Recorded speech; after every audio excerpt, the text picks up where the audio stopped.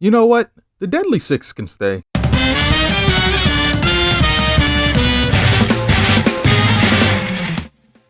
In the over 30 years Sonic has been running for, there has been no group of characters nearly as controversial as these guys. No matter how many constant appearances they make, they still manage to bring out the most annoyed and exhausted reactions in Sonic fans that all culminate in one question: why do they keep coming back? And I get it. Debuted in one of the more polarizing 3D Sonic games, their designs are quite colorful and different from other enemy designs. They have one-note personalities too. Yeah, a lot of reasons why they're not the most popular characters. They've mostly been kept to spin-offs and supplemental material since their debut, and have largely been inoffensive since. Olympic games, racing games, comic books, you name them. I was pretty indifferent towards them, but I've grown to like them quite a lot since then. And with Sonic Racing CrossWorlds fast on the way with 2 of them confirmed to be returning, I finally think it's time to just accept that they're here to stay. So I want to talk about them today, and why I'm honestly fine with them continuing to appear. I'm not really expecting to change anyone's minds on why you should or shouldn't like them. This is just me having an outlet to finally let my feelings be known on the whole Deadly Six. Or the 6 Deadly Jolly Ranchers. Okay, so normally I would have some real interesting development history to go over, but there actually isn't anything too much to go on. I guess that checks out given how we barely know anything on them in their own debut game. Anyways, the Deadly Six were concepts created by Sonic Team. Some may believe that the writers Ken Pontac and Warren Graff were the ones responsible for creating them, but that's not the case. All they did was write the dialogue for them, and more on that later. But as head of Sonic Team Takeshi Iizuka stated, Sonic Team wanted to have a group of characters introduced to bring a sense of danger and humor to the series.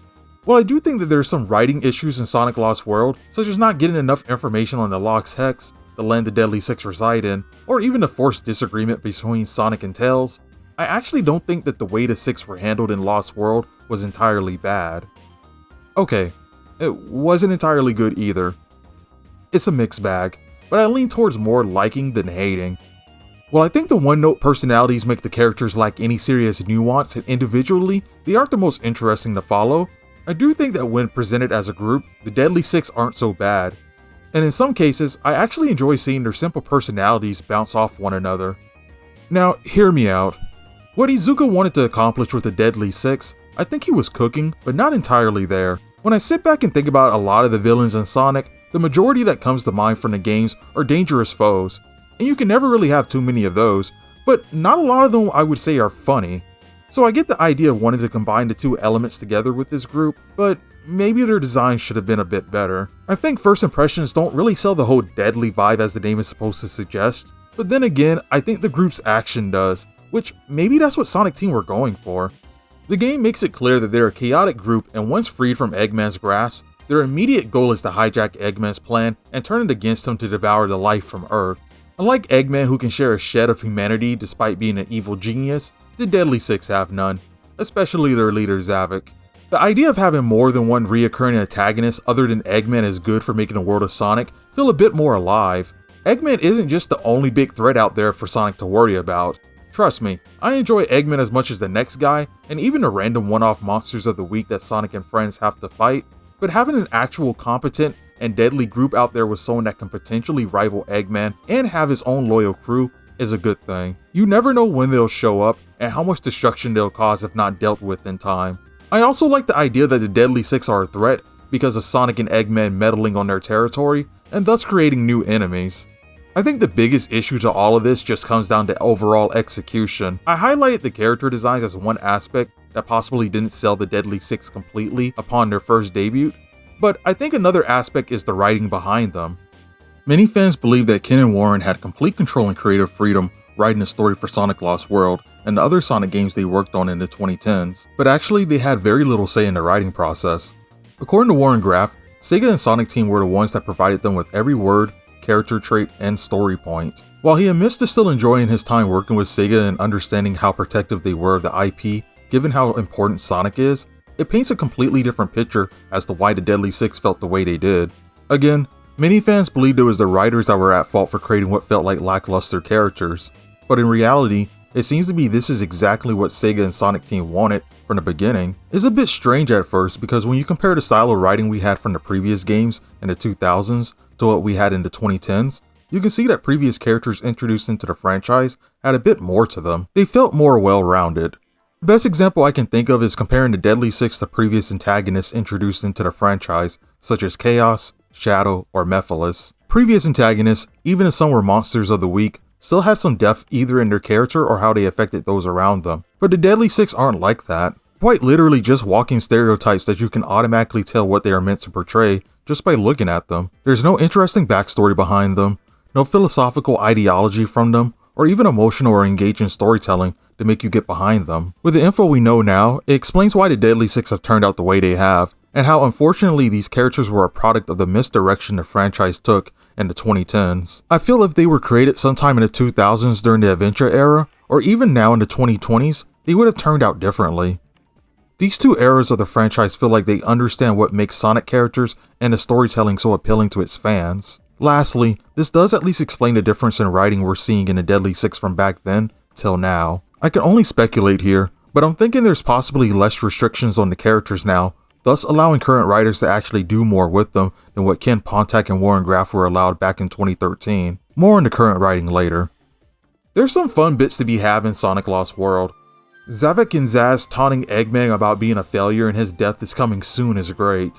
While it shows Zavok can have fun preying on the downfall of his enemies alongside one of his loyal members, I enjoy that there's dialogue from Zazz much earlier in the game about how the boss will beat him if he doesn't get the job of handling Sonic done. Despite that playfulness with the boss, there's still a sense of fear that is instilled into him and possibly the others if they don't stay in line, and it really cements Zavok as a bit of a ruthless leader. Speaking of Zazz, I get a kick of how unhinged his dialogue is in general throughout the game. Yeah, he's Mr. Crazy, but I think he's one of the few Deadly Six members where he actually made his dialogue really fun and enjoyable to hear. Master Zik gets a moment to show off that the old man still has it, and Zazz is used as an example of being the punching bag with a sandwich in his mouth as well. I also get a laugh out of Zor and his dark sense of humor, as he's one of the other members I think who has good dialogue. When Sonic defeats him in a boss fight, he comments about how only the Reaper wins in the end. There's also the scene where Zor realizes Sonic wasn't captured by them, and instead it was Tails. Learning the bad news brings him joy, as he's able to tell the remaining members about it, even though he knows they'll hate it. As he comes running in to tell the group that they didn't get Sonic, everyone collectively looks at him and says, "We know!" It's funny how you can probably tell it brought Zor's mood down. Those moments sprinkled through are good, but aren't enough to change the fact that more could have been done with the group. Like, I don't think Zavok really has any standout moments by himself, and the same goes for Zomon too. Zomon gets like one joke about how Sonic doesn't know how to count and gets smacked in the head with a sandwich, but then it's immediately back to Zomon is fat and hungry, and that's pretty much it for the rest of the game. The less said about Xena, the better. Move it or lose it, Snow Cone! The last time we met, you ruined my nail art. Now I have to reapply a whole new coat. Oh my gosh, are you serious? I am so sorry. Oh, well, in that case... Oh no, what I meant to say is, I'm so sorry that you have nothing more important to do in life. And that's why I feel like it's such a mixed bag with them in Sonic Lost World, because there's a handful of good moments highlighting the potential of their characters and how they can be a serious threat, and even humorous moments as Sonic Team were wanting, but then there's a lot of painfully underutilization of them, or their one-note personalities are kind of pushed a lot for the butt of jokes, and it feels like a little bit too much. Case in point being Xena, as she's quite literally just the girl, and there's nothing interesting to say with her. I know I'm all over the place, so let me be clear. You can keep the core character type and still be able to have clever jokes with them, and still be able to flesh them out. There's a balance to these things. And this is where comic book writer Ian Flynn comes in. I know he isn't the only writer in mankind that can potentially write these characters better, but so far, he's the only one in the franchise in any official capacity that has done so. He doesn't stray away from the core elements that make the Deadly Six who they are, but instead tries to put them into more interesting situations with better writing that makes them more engaging. I've always liked Zazz and Zor a lot from the original game, so I won't really touch on them much, but I really enjoy how Ian Flynn handles the leader Zavok in the comics. I'm left feeling compelled over his character a lot. In one instance, he tries to comfort another villain who was betrayed and left behind by Eggman. only to end up later revealing he was manipulating him into believing that he was actually better than what he really was. There's also to look into his mindset on how he views machines versus actual beings. To him, machines are soulless creations that lack any sort of flexibility, passion, or ingenuity. Machines can definitely get results, but not to the same degrees as loyal warriors could, thus making them nowhere near as efficient. Is why Zavok contrasts Eggman so well, as Eggman has an over-reliance on machinery to do his bidding. Eggman doesn't have to put in the effort into being a strong leader in his own right to instill fear or respect into his machinery. They already are programmed to respect him and do what must be done. Zavok, on the other end, has to put in time into being a strong leader. He commands respect with his strength, and that instills fear into his servants to get the job done. While there is that level of fear they may feel about failing him, there's also a sense of trust Zavok places in his loyal servants that in turns give them strength to live up to their boss's expectations. This in itself is different with Eggman's machines, as there's no level of originality on how they can handle their tasks, which becomes an issue when you have original beings like Sonic and the rest that can easily learn their patterns and deal with them with ease. Now, this isn't to say that Eggman is wrong for having an over-reliance on machines. No way. We as audience have seen how much he's managed to accomplish with them, and his greatest creation, Metal Sonic, is still one of the deadliest enemies Sonic continues to face. This also isn't to say that Zavok is wrong for his views on preferring loyal servants. This is just an interesting discussion on the two opposing philosophies two villains hold, and it's this level of depth that Zavok displays in the comics under Ian Flynn's pen is what I love and wish for in their original game. It's like fully unlocking the full potential within. And this is honestly how I started to really appreciate the Deadly Six. I went back to Sonic Lost World with new eyes and was able to appreciate more stuff about them, despite the flaws that still existed, while consuming the recent stuff with them as well. They are just better characters when you do more with them. Look at the Worlds Unite crossover where Sonic and Mega Man meet for a second time. Mega Man gets ambushed by 3 of the Deadly members, and their coordination to beat him is stellar. The conclusion to the fight is horrifying, as Master Zeke manages to control Mega Man, given that the kid is a robot and the Deadly Six abilities allow him to control machines.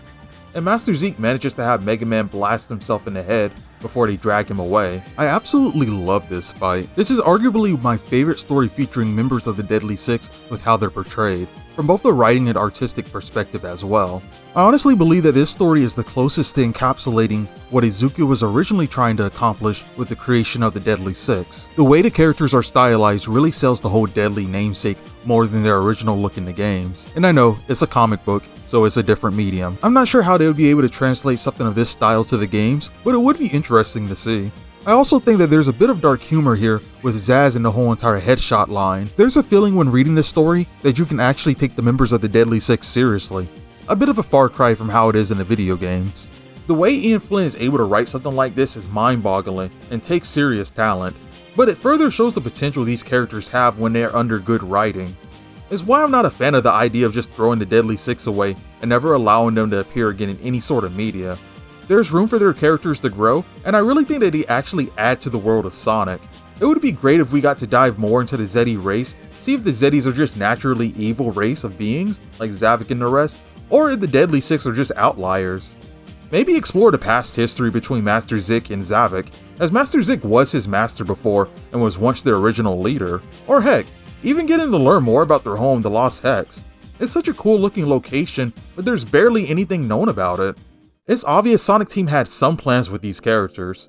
I remember early on during the marketing of Sonic Lost World, they released many character profiles highlighting minor details about the characters, such as their ages, height, weight, and a mini paragraph about them. Insignificant stuff, but still details to try and get you a bit more invested in them, and even till this day, they still try pushing them in games. The potential is there, but it just needs to be utilized. Granted, I'm also fully aware of how the Sonic the Hedgehog franchise operates. Many characters get introduced, only to never be seen again in the main games, and if they're lucky, they find their homes in the comics. Look at the Babylon Rogues in the Sonic Riders series. Yeah, they're appearing in Racing CrossWorlds, but the last time they were story-relevant characters was back in 2010 with Sonic Free Riders. The chances of us getting another Sonic Riders game with a story to utilize them and dive more into them feels so low at this point that the most you can really do to enjoy their characters nowadays is read the comics. So, I'm fully aware that the Deadly Six may not make any more appearances in the main games. If they do, it may just be Zavok by himself like how it was in Sonic Forces. Heck, even with spin-off games that actually have a story behind them, like Team Sonic Racing, Zavok was the only one from the group that appeared. Oh, and Sonic Rumble. Yeah, that game does have a story to it, and Zavok again is the only one from the Deadly Six that appears so far. Anyways, I feel as if there is a chance for the Deadly Six to appear in the main games again, then other than them needing to be put into actual interesting situations with better character writing, I think it's best to make the Six actually bounce off more of the core cast of characters. What we got with the adventure on the Lost Hex involving Sonic, Tails, and Eggman was fine, but I think there's a wider variety of characters in a franchise that could easily bounce off the Six members in various ways. The best showcase of this is the Metal Virus arc in the IDW Sonic comics, where you have the sweet and innocent child Cream dealing with the older and wicked Xena. You have the older Master Zik looking down upon the younger generation Babylon rogues. And then you have the optimistic bright hero Silver taking on the pessimistic dark villain Zor. It's not much, but there is a bit of engaging back and forth between the Deadly Six and the various heroes, and I think more of that is possibly how you can make the Deadly Six interesting and entertaining. To end this long rambling, I want to just highlight this comment from the associate manager for the Sonic social media account, Justin Thorman. He made a comment earlier this year how back in later 2020 during the COVID pandemic, SEGA received fan mail from a father saying how the Deadly Six were his son's favorite characters. Reading the IDW Sonic comics together was a way for them to escape the problems the world was facing. I'm going to strictly just focus on the fact that out there's someone who was really into these characters, and it helped them find a means to escape. And I don't think Sonic Team's effort to push these characters so much have been in vain, because yeah, there's kids that like these characters. Heck, there's even grown adults that like them too. Regardless of how I feel or how you feel, there's fans out there that appreciate these Jolly Ranchers. That's probably why I can't find myself getting so upset seeing them show up in Sonic Racing CrossWorlds, because like, it is what it is. They've been here for a decade now. We've been shown how well they can work in the series, and we're still going to continue getting other great characters like Sage introduced. So, with that all said, Deadly Six, you may not be the most popular ones, but you have your place in this series. You can stay.